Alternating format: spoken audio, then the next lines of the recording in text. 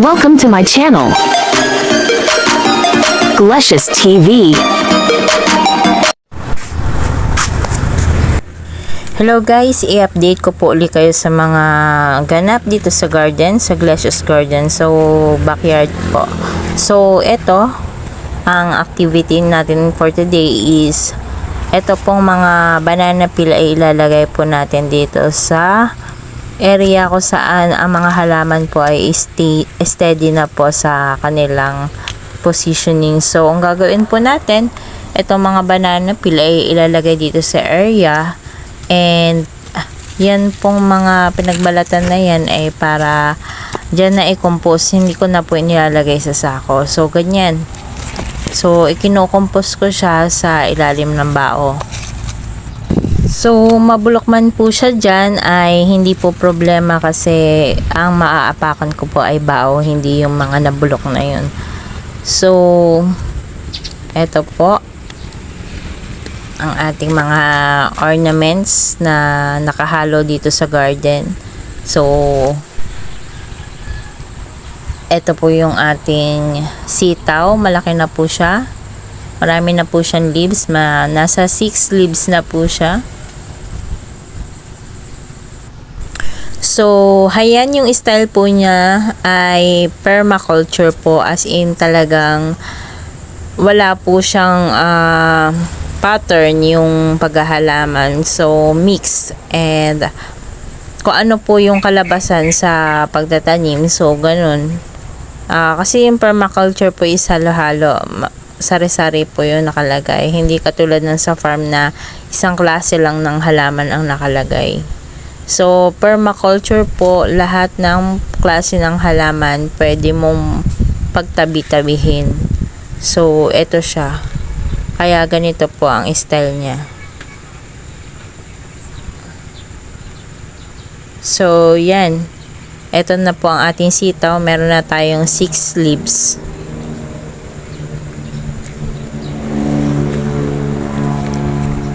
And then, ito na po yung ating sili. So, successful naman. After ng pruning, yan, dumami na po yung kanyang sanga. So, mahaba-haba na po yung mga multiple na branch niya. And then, ito, may problema na naman. Nagdagasana naman yata itong ating mga dapulak. So, may mga aphids na naman. Pero napapansin ko, nag-uumpisa siya sa matured leaves. Doon siya nag-uumpisa ng pag-atake. So, kaya kagandahan nga po siguro yung mga matured leaves dapat talaga tinatanggal. Kasi doon siya nagsisimulang umatake. Yung mga tinatawag na white aphids. Yan. Kasi marami po ang klase ng aphids.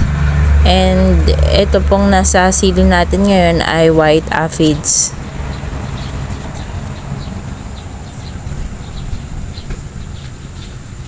Yan. Lahat po ng matured leaves meron. Pero magsusurvive naman tingin ko kasi napirat ko na lahat siya. Bago natin sprayan. Yan, meron din. Yellow aphids naman dito sa kabila. Yan. Pero ang klase ng aphids na to ay tinatawag na aphids honeydew. So, siya po yung pinupuntahan ng mga langgam kasi nagpo-produce po siya ng matamis na waste.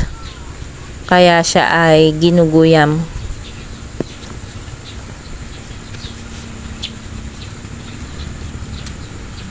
So, yan. Marami rin dito. Ayan.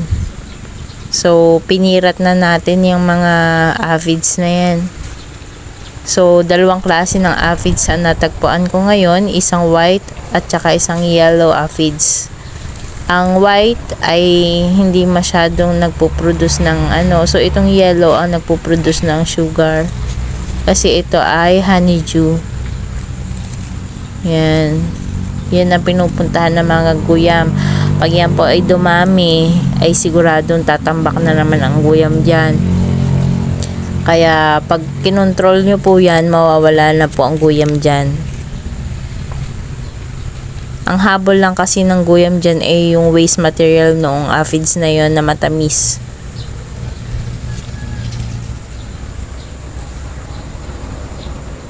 So, palatandaan po yun na mayroong aphids honeydew kung ang inyo pong garden ay may guyam. So, mapapansin nyo yun sa ilalim ng dahon. Yan, meron na pong buko ulit ang ating eggplant.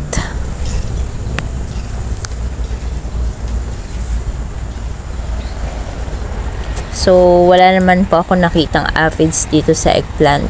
Kasi na-treat ko na po siya last time. Marami rin siya dati. Pero after po treating, as in tinanggal ko yung mga dahon na meron. So, nawala po siya. And then, punta po tayo dito sa kabilang garden, sa front yard. Kasi kukuha tayo ng malunggay. And, tayo po muna ay gagawa ng soup. Ang tinatawag na malunggay soup. So, sa pag-garden ko po kasi ay minsan tumitigil po ako para uminom muna ng soup kapag medyo napapagod. So, eto, lagyan natin ng bawang. And then malunggay.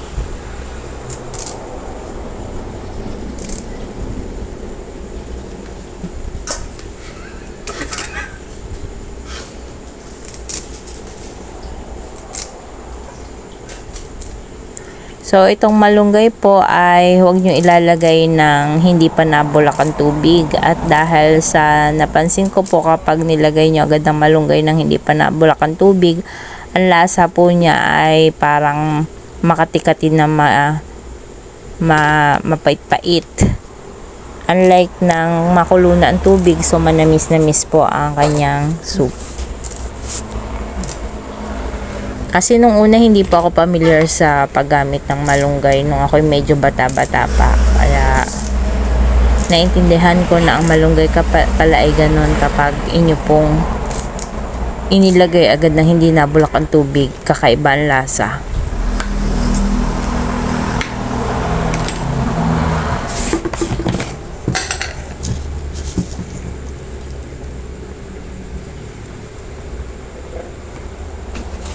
Ayan, dagdagan po natin ng seasoning, salt.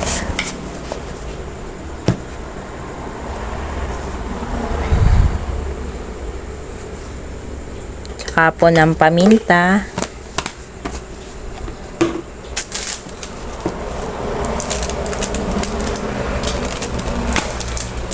Kaunting magic.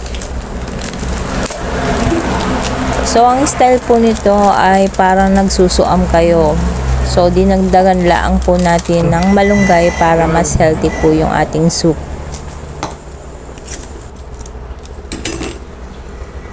Konti-konti lang. Mga seasonings konti lang nilalagay natin.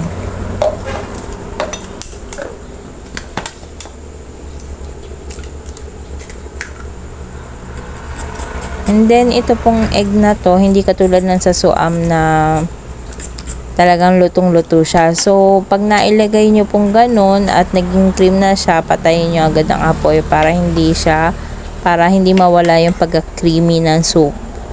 So, dapat ay medyo malasado po yung ating egg para creamy yung soup. Okay, energize muna po natin ang ating sarili sa paghigop ng soup.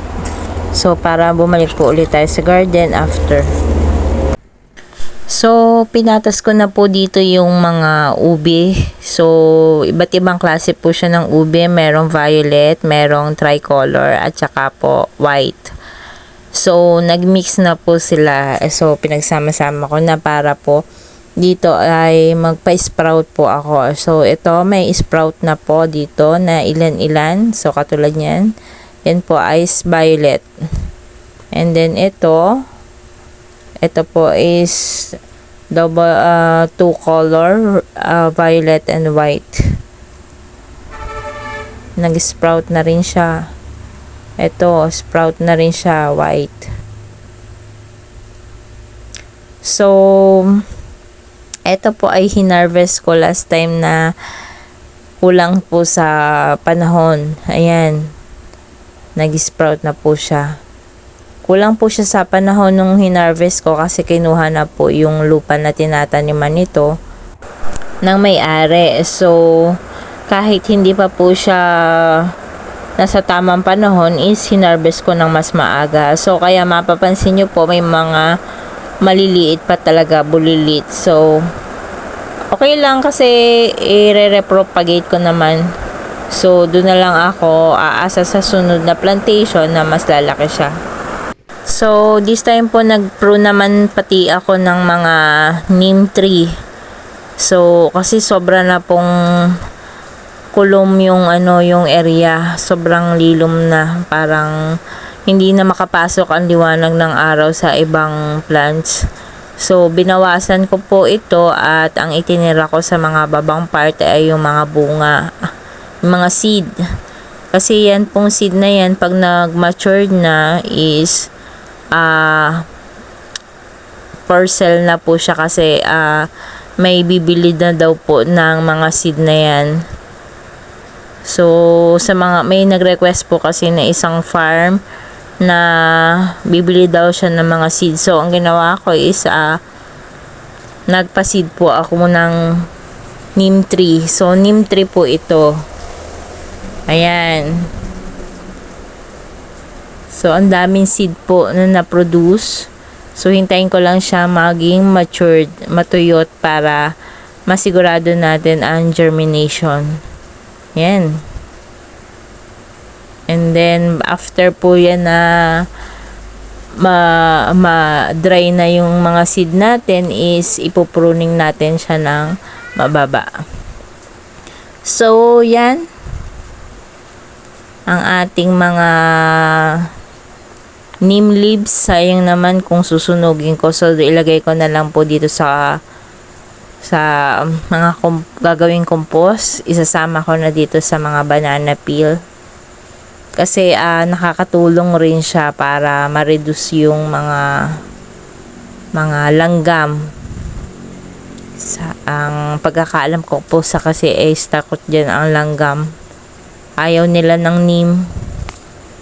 Kaya nga po nilalagyan ng neem oil yung mga garden na maguguyam. Yun po yung base sa aking naging research sa ibang mga expert. Pero, ayan. So, ang ginawa ko po is nilagyan ko yung kaninang may mga guyam na inanuhan ng aphids. At umaasa akong matataboy niyan yung mga guyam. Thank you po guys for watching.